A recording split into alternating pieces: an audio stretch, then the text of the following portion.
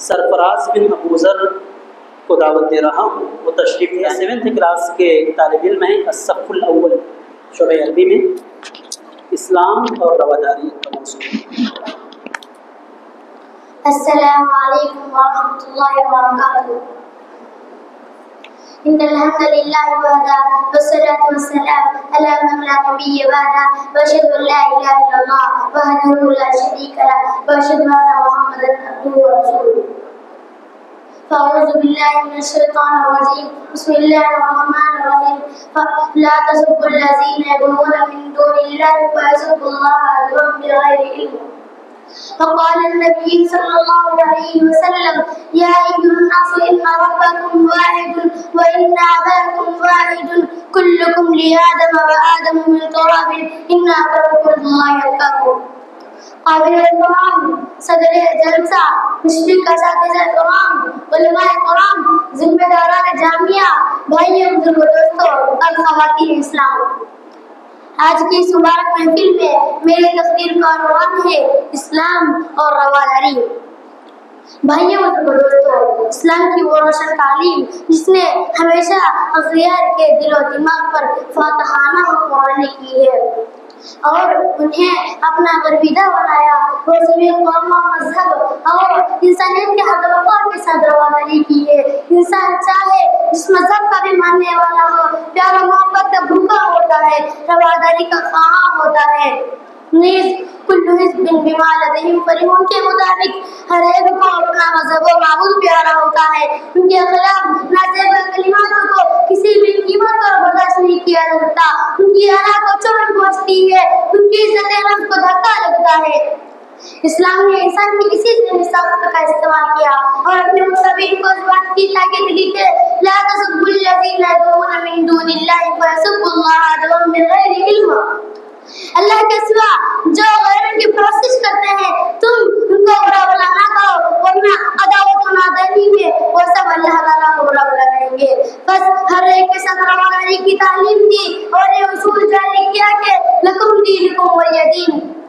اسی رواداری کا نتیجہ تھا کہ نہ چاہتے ہوئے بھی لوگ اسی طرح مائل ہونے سے اپنے آپ کو روک نہ سکے اور اپنے گلے میں اسلام کا قرآن ڈالنے پر مجبور ہو گئے، کیونکہ اسلام کے علاوہ دیگر تمام اقوام و مذاہب نے رواداری کے بجائے تنگ نظری اور برا دلی کے بجائے قساوت قلبی کا طریقہ اپنایا. عرب اپنے مقابلے میں پوری دنیا کو قومی سمجھتے تھے. نصارہ بھی یہود کے نزدیک کوئی وقعت و حیثیت نہیں. یہود و نصارہ کو جھوٹی یاد نہیں باتیں. قرآن نے ان دعووں کو نقل کیا. قالت الیہود لیست النصارى علی شیء وقالت النصارى لیست الیہود علی شیء. چنانچہ یہ پوری دنیا کے مقابلہ میں صرف اپنے ہی کو نجات یافتہ شمار کرتے تھے اور کہتے تھے لن يدخل الجنة الا من كان هودا او نصارى. اسلام آیا تو اس نے کسی بھی مذہب کی تکذیب نہیں کی بلکہ ہر ایک کی فلجمرہ تصدیق کی اور ان کے ساتھ رواداری کا پہلو روا رکھا. الغرض اسلامی تعلیمات کا ایک پہلو یہ ہے کہ اس نے ہر مذہب کے ماننے والوں کو ان کے مقامات مقدسات کے تقدس کا احترام کروا کے رکھا.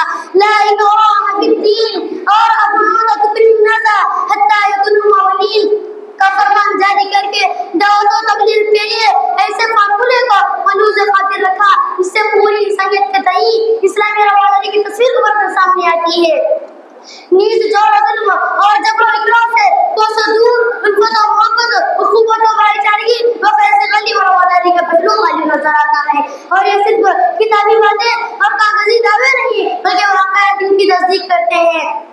چنانچہ نبی اکرم صلی اللہ علیہ وسلم کا یہودیت سے معاہدہ کرنا، مسلمان اور یہودی میں مقدمہ پیش ہونے پر لا یجرمنکم شنآن قوم علی الا تعدلوا کے تحت یہودی کے حق میں فیصلہ دینا، صلح حدیبیہ میں کفار مکہ سے کم شرائط پر صلح کرنا، امن و امان بحال رکھنا اس کی جیتی جاگتی مثال ہے.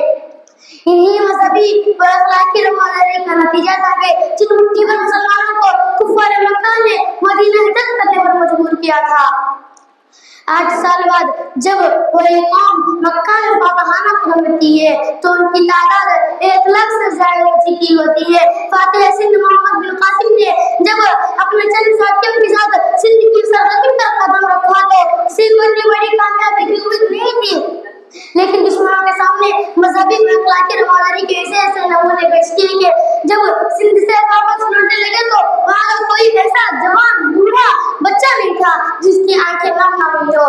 برادران قوم ملت اسلام کے علاوہ دیگر عالمی تہذیبوں نے قوم و مذہب اور نقل و نسل کی تفریق کی وجہ سے انسانیت ہمیشہ کراتی رہی. چنانچہ کالوں پر گوروں کا تشدد ہر زمانے میں روا رہا ہے. امریکہ کی 20 ریاستیں ایسی ہیں جن میں سیاہ فام لوگوں کو سفید فام لوگوں کی اسکول اور مدرسوں میں تعلیم حاصل کرنے کی اجازت نہیں ہے. حتیٰ کہ ٹرین، بس، ٹیلی فون بہت حد تک کہ اسپتالوں کے پال خانوں میں کالے اور گورے میں امتیاز بڑھتا جاتا ہے. راشٹرپتی مہاتما گاندھی کو جنوبی افریقہ میں ٹرین میں گوروں کے ساتھ بیٹھنے کے جرم سے دھکیل دیا گیا. اس کے برعکس اسلام نے الناس كلهم عيال فآتوهم إليه أنفسهم لعياله کا اصول قائم کیا اور یا أيها الناس إن ربكم واحد وإن أباكم واحد كلكم لآدم وآدم من تراب إن أكرمكم عند الله أتقاكم کہہ کر رنگ و نسل کی تفریق کو ہمیشہ کے لیے ختم کر دیا گیا. اس پر عملی جامہ پہناتے ہوئے حضرت بلال حبشی رضی اللہ تعالیٰ عنہ کو خانہ کعبہ کے اوپر چڑھ کر اذان دینے کا موقع فراہم کیا. حضرت عبادہ بن صامت رضی اللہ تعالیٰ عنہ ایک سیاہ فام شخص تھے، لیکن جب حضرت عمر بن عاص رضی اللہ تعالیٰ عنہ نے قبطی رہنما سے واپس بات چیت کرنے کے لیے ایک وقت بھیجا تو انہیں ساری وقت کا سربراہ مقرر کیا. مشہور پاوئی آقا بن ابی ربا جو کہ سیاہ فام لکڑے چپٹینا کو ہلکا داغ والے بدشکل انسان تھے، لیکن حج کے موسم میں خلیفہ عبد الملک بن مروان اعلان کراتے کہ آقا بن ابی ربا کے علاوہ کوئی فتویٰ نہ دے. یہ تھی اسلام اور مسلمانوں کی وہ رواداری جس نے کراہتی، ویسے سختی اور دم توڑتی انسانیت کا تحفظ کیا. انہیں ہر طرح کی مذہبی، قانونی، فکری آزادی دی اور اپنی اعلیٰ تعلیمات سے پوری انسانیت کو ایک پورا جنت نما معاشرہ بنا دیا. آخر میں اللہ تعالیٰ سے التجا کروں گا کہ میں بلبل نالا ہوں، اجڑے گلستہ تاثیر کا سائل ہوں، محتاج کو داتا دے. آمین ثم آمین. وآخر دعوانا الحمدللہ رب العالمین. السلام علیکم ورحمۃ اللہ وبرکاتہ. جزاک اللہ خیر. یہ تھے سرفراز بن ابو ذر